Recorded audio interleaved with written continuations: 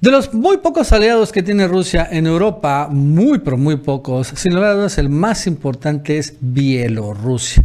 Un país, ¿no?, donde antes de que arrancara la guerra con Ucrania, intentaron cambiar un régimen, pero al final no pudieron, y lo cierto es que se quedó un régimen que sí es aliado de Rusia con el que dirige Lukashenko.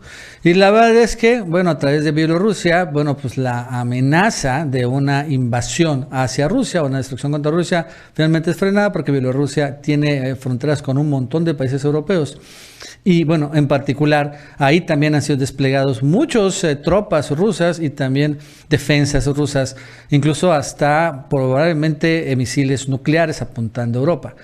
Entonces, en ese sentido, hace unos días se reportó la muy extraña y repentina muerte del canciller de Bielorrusia, uno de los hombres más importantes de Lukashenko, el actual presidente bielorruso, y que bueno, al final ha sido también de los que han llevado esta política exterior de, bueno, una alianza con Rusia.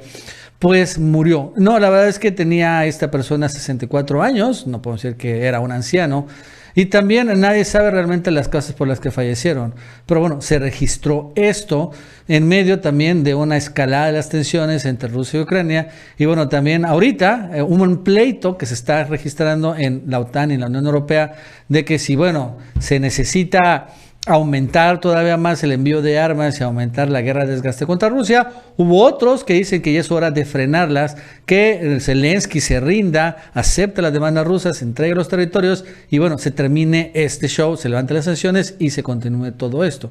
Este es ahorita el debate en el occidente, el dilema grandísimo, y la verdad es que hay voces a favor y en contra de los dos bandos y está muy polarizado este tema.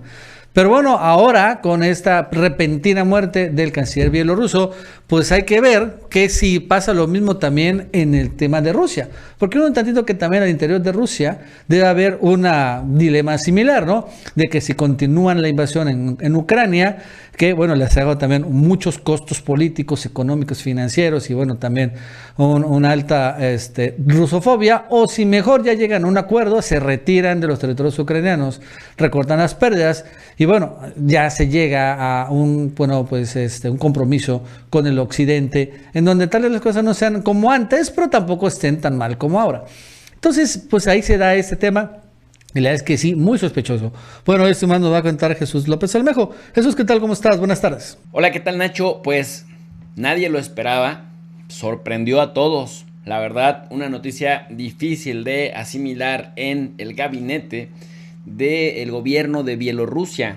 Y es que el ministro de Exteriores de ese país, Vladimir Makey, muy apreciado en Rusia por cierto, falleció de forma repentina a los 64 años de edad, como lo anunció la agencia estatal Belta. El gobierno de Bielorrusia, sin embargo, no informó de las causas de la muerte del alto cargo, que apenas en verano cumplió una década al frente de la diplomacia bielorrusa. Y bueno, su fallecimiento causó consternación tanto en el régimen de Alexander Lukashenko como en Moscú.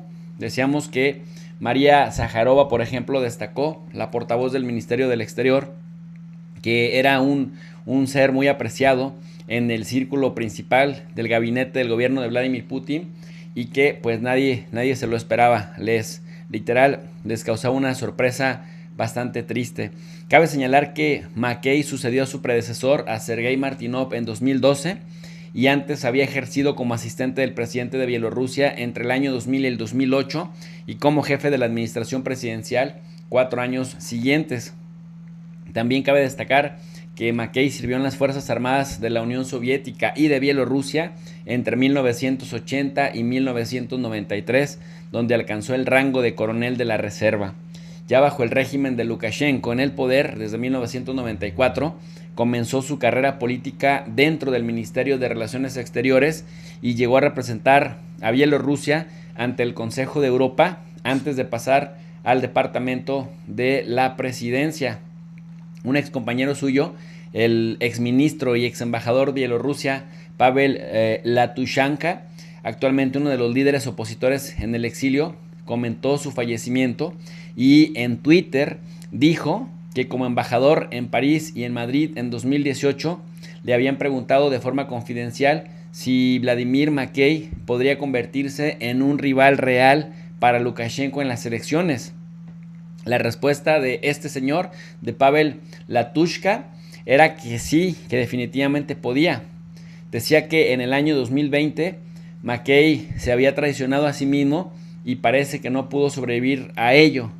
Decía, Vladimir Makey ha muerto hoy, dando a entender pues que la muerte es sospechosa y que la muerte repentina, si se investiga, pudiera llegar hasta Lukashenko. ¿Por qué? Porque decía que entre los hombres de peso en el gabinete que le eran leales a Lukashenko, pero que la gente veía en ellos bastante influencia, pues podrían correr con ese riesgo. Cabe señalar también que hasta las protestas ciudadanas del año 2020, Makey logró mantener cierto equilibrio en las relaciones con Rusia y con la Unión Europea, pese a la represión de derechos humanos en Bielorrusia. Y también Bruselas, en este caso la Unión Europea y Bielorrusia, llegaron a firmar un acuerdo para facilitar la expedición de visados a los bielorrusos, es decir, buscar que las sanciones a Rusia directamente no le afectaran o le afectaran en menor medida para Bielorruso. Era un tipo que era un equilibrista, porque al mismo tiempo que planteaba con claridad las ideas y la visión de Bielorrusia en diferentes conflictos en esta región euroasiática, pues también hacía estrategias defensivas para evitar que en la medida de lo posible su país se viera afectado en los contragolpes, en los contraataques diplomáticos de la Unión Europea.